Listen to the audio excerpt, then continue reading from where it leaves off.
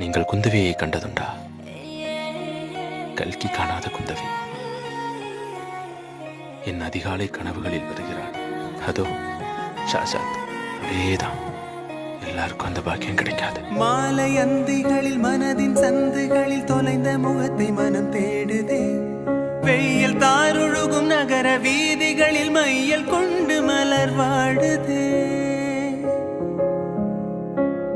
மேகம் சிந்தும் இரு துளியின் இடைவெளியில் துருவி துருவி உனை தேடுதே.